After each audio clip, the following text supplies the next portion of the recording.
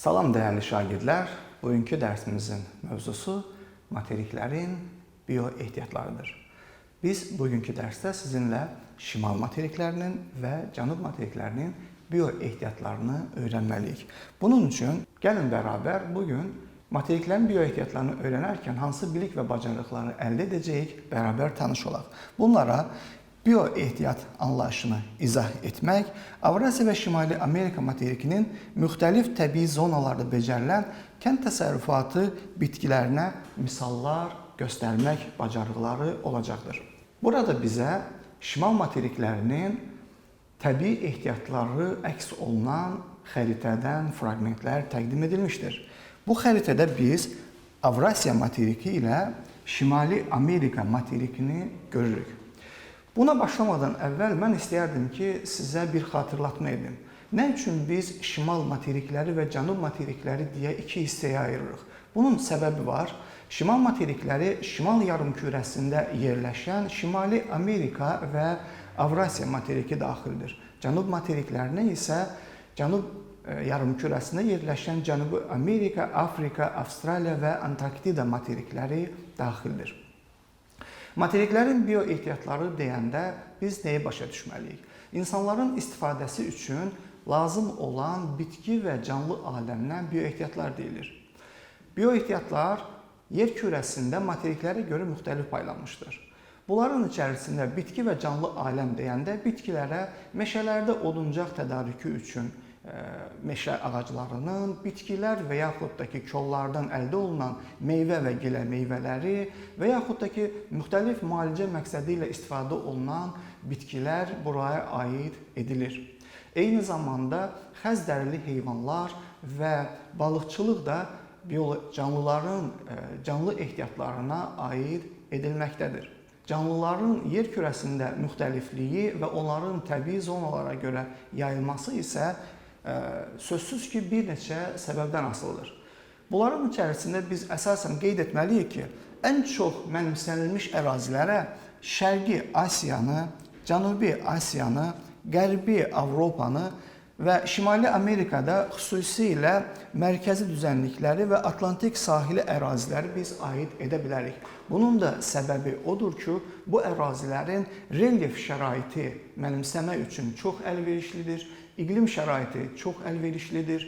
Bu ərazilərin canlıları da çox zəngindir və çox müxtəlifdir və sözsüz ki, canlıları da bioehtiyatlar kimi insanların istifadəsi üçün lazımdır. Təbii zonaların içərisində materiklərə görə biz materiklərin şimal hissəsində biz görürük ki, şərti işarələrdən Arktik səhralar və Antarktik səhralar yerləşmişdir. Bu ərazilərdə soyuğa davamlı canlılar mövcuddur. Bunların piy qatı çox qalındır və soyuğa dözümlü bunların təbiətində yaradılmışdır.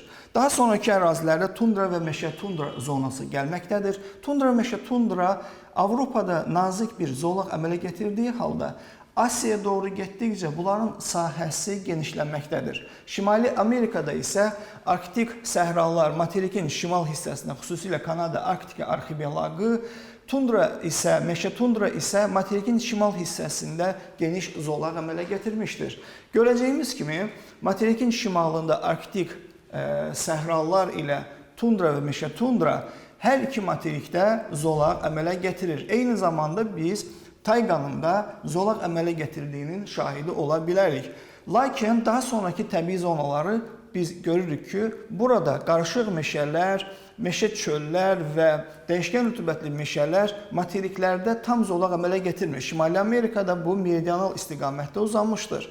Avrasiyada isə enliyarpaqlı meşələr materikin qərb hissəsində Avropada yerləşir. Şərqə doğru getdikcə iqlimin kontinentallığından asılı olaraq bu meşələr meşə çöl ilə daha sonra çöllərlə əvəz olunur və Asiya hissəsində burada yüksəklik qurşağı və Sakit Okean sahillərində dəyişkən rütubətli muson meşələri ilə əvəz edilməkdədir. Materikin cənubunda da tropik səhralar və savannalar ayrı-ayrı ərazilərdə yayılmışdır. Bunları indi biz sizinlə bir-bir incələməliyik. Tundrada dediyimiz kimi bu ərazidə fəsillərdən asılı olaraq İsti və soyuqlar, yağıntılar, mülayim hava kütlələrinin yayda daxil olması ilə müşahidə olunur. Bu ərazilərdə qışın uzun və soyuq keçməsi, heyvanlarının da soyuğa davamlı və xəzdərili olması ilə seçilir. Xüsusilə bu ərazilərdə olan heyvanlardan qutb tülküsünün adını biz qeyd etməliyik. Bunun xəz dərisi təsərrüfatda insanlar üçün çox cəlb edicidir və bəzi ölkələr, Rusiya, Norveç, Kanada kimi ölkələr hətta bunun yetişdirilməsi üçün təsərrüfatlar salmışdır. Daha sonra mülayim iqlim qurşağının təbii zonalarının içərisində biz tayqa meşələrini, iynə yarpaqlı ağacları biz qeyd edə bilərik. İynə yarpaqlı ağacların ən əsas xüsusiyyəti odur ki, bunlar soyuğu davamlıdır. Bəziləri hətta Asiyada daimi donuşluğun yayıldığı ərazilərdə də bitə bilir və bu tayqa meşələrində bitən ağaclar əsas oduncaq tədarükü üçün istifadə olunmaqdadır. Kanada ərazisində və yaxud da ki, Rusiya ərazisində geniş yer tutur. Bunların heyvanları da dovşandır, canavardır, tülküdür, ayıdır, müxtəlif heyvanlar var ki, bunlar da təsərrüfat əhəmiyyətinə malikdirlər. Və eyni zamanda Şimali Amerikada da qayın ağacı vardır ki, o da sənaye əhəmiyyəti üçün istifadə olunmaqdadır. Meşələrdən qarışıq meşələr və eyni yarpaqlı meşələr Avropanın qərb hissəsində yerləşir və bu meşələr insanlar tərəfindən çox mənimsənilmişdir və demək olar ki, bu meşələrin çox hissəsi insanlar tərəfindən qırılmışdır və onlar əkin sahələrinə və yaxud da ki, yaşayış ərazilərinə çevrilmişdir. Eyni şəkildə biz bu meşələri Şimali Amerikanın da şimal hissəsində görə bilərik. Sonraki yeri bizdə çöllər tutur. Çöllər və meşə çöllər. Bu ərazilər dünyanın ən geniş taxılçılıq rayonları kimi seçilirlər. Mülayim iqlim qurşağının cənub hissəsində yerləşən çöl zonası qara torpaqları ilə, çox yüksək münbitliyə malik olan qara torpaqları ilə seçilir.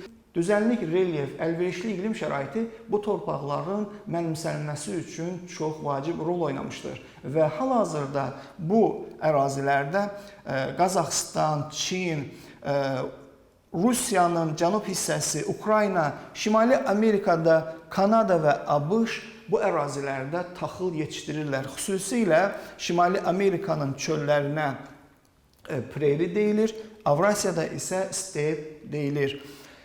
Sonraki ərazilərdə subtropik iqlimin coda yarpaqlı həmişəyaşıl meşə və kolluqları, Aralıq dəniz iqlim şəraitində burada sitrus meyvələri, xüsusilə feyxua, portaxal, üzüm, zeytun və bununla yanaşı heyvandarlıq sahəsi də inkişaf etdirilmişdir. Xüsusilə Aralıq dənizi sahillərindəki ölkələrdə portaxal çiçəkləri bunların adət-ənənəsindən daxil olmuşdur. Hətta gəlin köçən qızlar öz gəlinliklərini portaxal ləçəkləri ilə bəzəyirlər. Eyni şəkildə Şimali Amerikada da biz bunu subtropik iqlimin qərbində, Sakit Okeanın sahillərində müşahidə edirik. Aralıq dəniz iqliminin cod yarpaqlı həmişəyaşıl meşə və kolluqlarını. Sonraki yerləri bizdə musson meşələri tutur ki, musson meşələri Avrasiya materikinin şərqində və Şimali Amerikanın cənub-şərqində müşahidə olunur. Bu ərazilərdə musson meşələri insanlar tərəfindən çox mənimsənilmişdir. İqlim şəraiti bu ərazilərdə çəltik yetişdirilməsi, çay yetişdirilməsi üçün çox əlverişlidir. Bu ərazilərdə tərəvəz məhsullarının da inkişafı müşahidə olunur.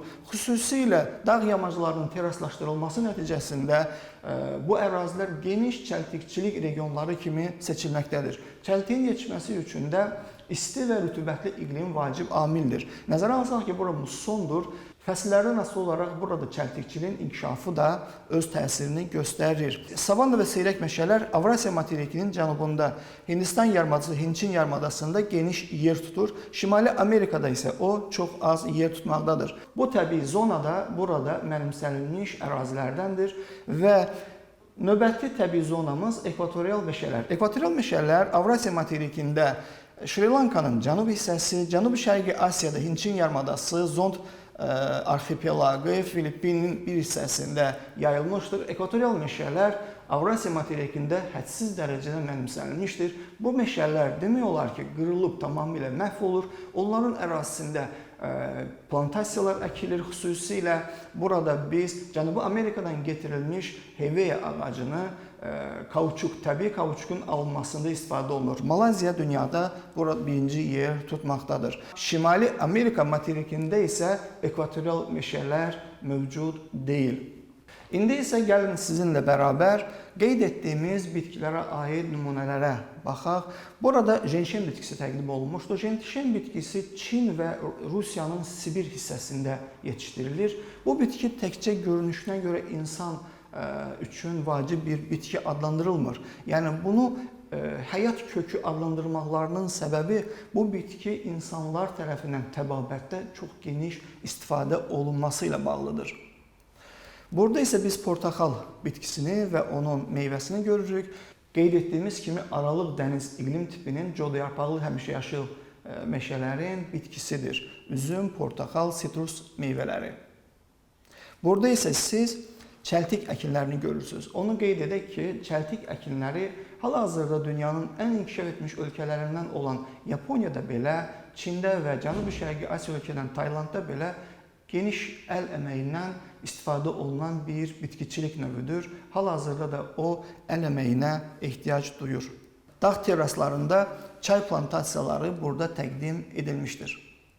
Bu şəkildə isə cut bitkisinin tədarükü göstərilir. Cut bitkisi lifli bitkidir. Xüsusilə subekvatorial iqlim qurşağında Hindistan, Banqladeşdə yetişdirilir. Onun liflərindən lifli bitkilər alınmasında istifadə olunur və qeyd edə bilərik ki, qeydiyimiz cinslərin də xam malını təşkil etməkdədir.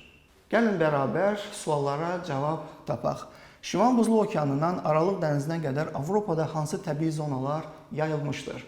Burada Şimal Buzlu Okeanı sahillərində tundra, daha sonra burada tayqa, qarışıq meşələr, enli yarpaqlı meşələr, sonra çöllər şərq hissədə, cənub hissədə isə Aralıq dənizinin sahillərində codyarpaqlı həmişəyaşıl meşə və kolluqlar mövcuddur. Şimali Amerikanın şimalından cənubuna qədər hansı təbii zonalara rast gəlinir? Burada materikin şimalında Arktik səhralar, daha sonra tundra, meşə tundra və tayqa, qarışıq meşələr, enli yarpaqlı meşələr, çöllər və dəyişkən rütubətli meşələr mövcuddur. İndi isə dəyərli dostlar, gəlin cənub materiklərinin bioehtiyatları ilə tanış olaq. Bu dərsdə biz əldə edəcəyimiz bilik və bacarıqlara Cənubi Amerika, Afrika, Avstraliyanın müxtəlif təbii zonalarının bioehtiyatlarına misalları gətirməyi bacarmalıyıq və GMO, Genetically Modified Organism, yəni genetik cəhətdən dəyişdirilmiş orqanizmlərə aid məsələyə toxunacağıq, onun istifadəsinin nəticələrini qiymətləndirməyi bacarmalıyıq. Burada bizə cənub materikləri təqdim edilib. Cənubi Amerika, Afrika, Avstraliya. Müvafiq olaraq legendaya uyğun təbii zonaların yerləşməsini biz burada müşahidə edə bilərik. Bu materiklərin ən əsas xüsusiyyəti odur ki, bu materiklər Antarktida nəzərə alınmasa, bunlar cənub yarımkürəsində yerləşir. Düzdür, bunlardan Cənubi Amerikanın şimal hissəsi, Afrikanın da mərkəz hissəsindən ekvator xətti kəsir, lakin bunlar cənub materikləri adlandırılır. Materiklərin ərazisində temperaturlar çox yüksəkdir və burada materiklərin iqlim şəraitinin əlverişli olması, ekvatorla kesişdiyi üçün fəsillərin il ərzində dəyişməsi, şimalda yay olduğu halda cənubda qış olması bunların əsas xüsusiyyətlərindəndir. Cənubi Amerikada ekvatorial meşələr, Afrikada ekvatorial meşələr, Avstraliyada ekvatorial meşələrə biz rast gəlmirik. Ekvatorial meşələrin əsas xüsusiyyəti odur ki, bu meşələr cənub meşə qurşağına aid olub, dünyanın ağciyərləri funksiyasını oynayır. Cənubi Amerikadakı ekvatorial meşələrə selvas deyilir. Portuqal dilində meşədir. Braziliya burada dövlət dili Portuqal dilidir. Keçilməz meşələrdir. İnsanlar bu əraziləri az mənimsənmişdir. Lakin son dövrlərdə burada çəkilmiş Trans-Amazon magistralı, bu magistral Braziliyanın Resife şəhərindən Atlantik okean sahillərindən Sakit okean sahillərində Lima şəhərinə qədər ərazini birləşdirir və nəticədə bu ərazilərin mənimsənilməsi üçün böyük imkanlar verir. Və onu qeyd edək ki, bu magistralın çəkilişindən sonra Amazon meşələri sürətlə qırılmağa başlanmışdır. Və bu əraziləri həm oduncağın tədarükü üçün, həm də ki, bu ərazilərdə meşələri qıraraq əvəzində tropik plantasiyalar əkilməkdədir. Onun ətrafında dəyişkən rütubətli meşələr yerləşir, həm Cənubi Amerikada, həm Afrikada. Daha sonra burada biz savannaları görürük. Cənubi Amerikanın savannaları şimal yarımkürəsində Llanos, cənub yarımkürəsində Campos adlandırılır. Afrikada savannalar daha geniş yer tutur, materikin 40%-ə qədərini. Avstraliyada da biz savannaları görürük. Avstraliyanın savannaları ilə Cənubi Amerikanın savannaları Afrikanın savannalarından onun daha kasıb olması ilə, bitki və heyvanlarının daha kasıb olması ilə seçilir. Yəni, Afrikanın savannaları daha zəngindir. Və bu ərazilər insanlar tərəfindən çox mənimsənilmişdir. Və bu ərazilərdə seyrək meşələr insanlar tərəfindən qırılaraq əkin sahələrinə çevrilir. Biz əvvəlki dərslərdə sizinlə bu ərazilərdə Sahel bölgəsinin olduğunu qeyd etmişdik. Rütubətli dövrdə yağıntının yağmaması, quraqlığın əmələ gəlməsi insanları daha da çətin vəziyyətə qoyur və heyvanların bu ərazilərdə hədsiz otarılması savannaların getdikcə səhralarla əvəz olunması ilə müşahidə edilməkdədir. Afrikanın savannalarında və yarımsəhra ərazilərində ərazilər əsasən heyvandarlıq kimi də istifadə olunmaqdadır. Burada tropik enliklərdə səhralar yerləşir, şimalda daha geniş yer tutur, cənubda da səhralar var. Avstraliyada biz səhraları görürük və Cənubi Amerikada səhralar çox az yer tutmaqdadır. Afrikanın səhralarında vahə dediyimiz ərazilərdə, bu ərazilərdə xurma və yaxud da ki, qumu arabik deyilən bir bitki yetişdirilir. Xüsusilə qumu arabik bitkisi yarımsəhra şəraitdə bu əsasən şirniyyat və yaxud da ki, saqqız istehsalında xamal kimi istifadə edilməkdədir. Avstraliyanın səhralarını Afrika səhraları ilə müqayisə etsək, Afrikanın səhralarına yağıntı çox az düşür. Nəticədə bu ərazilərin yalnız vahə şəraitində təsərrüfatda istifadə imkanları vardır. Lakin Avstraliyanın səhralarına baxsaq, onun şərqində yerləşən sədrifi, böyük sədrifi çox hündür olmadığı üçün pasat küləkləri onu aşa bilir və müəyyən qədər rütubət materikin daxil hissələrinə gəlir və nəticədə Avstraliya səhraları Afrika səhraları qədər çox quraq deyil və bu da bu ərazilərin əsasən otlaq əraziləri kimi istifadəsinə imkan verir. Məhz bu səbəbdir ki, həmin bu skriblərdə Avstraliya qoyunçuluq kimi istifadə edir. Avstraliya qoyunların sayına və yun istehsalına görə dünyanın qabaqcıl ölkəsinə çevrilmişdir. Cənubi Amerikanın subtropik iqlim qurşağında çöl və meşə çöllərə biz rast gəlirik ki, bu Afrika və Avstraliyada müşahidə olunmur. Və bunun əsas xüsusiyyəti ondan ibarətdir ki, Avrasiya materikində step, Şimali Amerikada prairie, Cənubi Amerikada buna pampa deyirlər. Cənubi Amerikanın pampasının əsas xüsusiyyəti burada rütubətli şəraitdə La Plata ovalığında ot örtüyü daha hündürdür və buranın torpaqları qırmızı-qara torpaqlardır.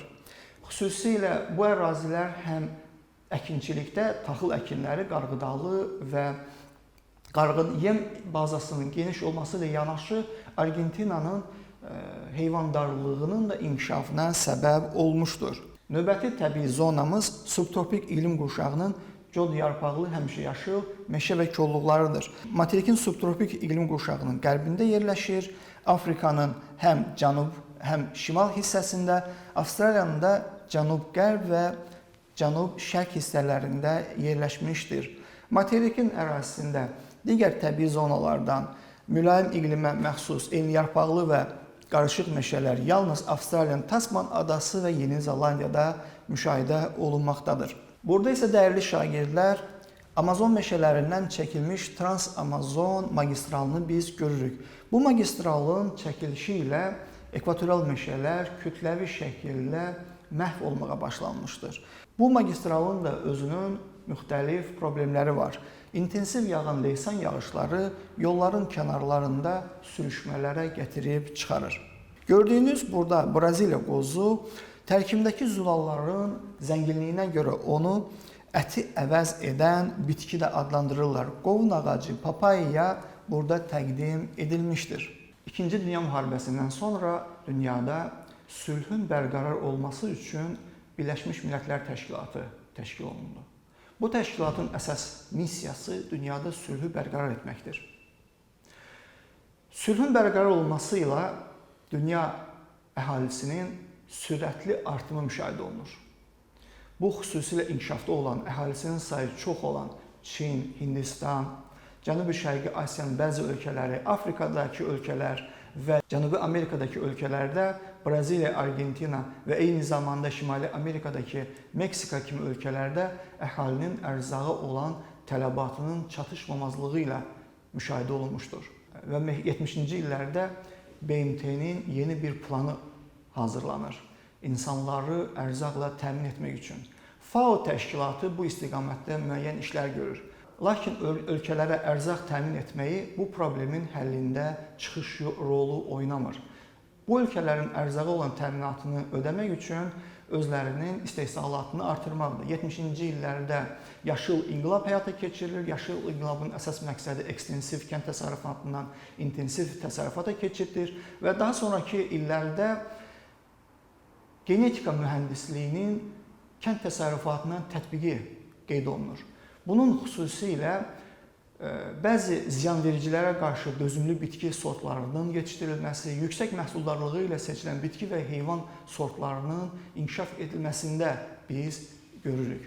Amma bu bitkilərin, əldə olunan bu növlərin yüksək məhsuldarlığı ilə yanaşı, bunların insan genlərinə təsiri məsələsi də aktual mövzudur. Gördüyümüz bu xəritədə biz hansı ölkələrin genetik modifikasiyaya uğramış məhsullardan istehsal etdiyini və bu ölkələrdə ixrac etdiyini, idxal etdiyini biz müşahidə edə bilərik. Onu qeyd edək ki, bu məhsullar ziyanvericilərə qarşı dözümlü, yüksək məhsuldarlığı ilə seçilsələr də insanın sağlamlığı baxımından çox təhlükəli sayılırlar. Dəyərli dostlar, burada isə Qumu arabik bitkisinin şəklini görürük.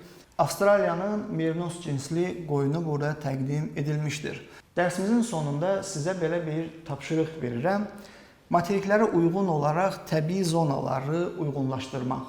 Bununla dərsimiz sona yetdi. Sağ olun, gələn dərsdə görüşənədək.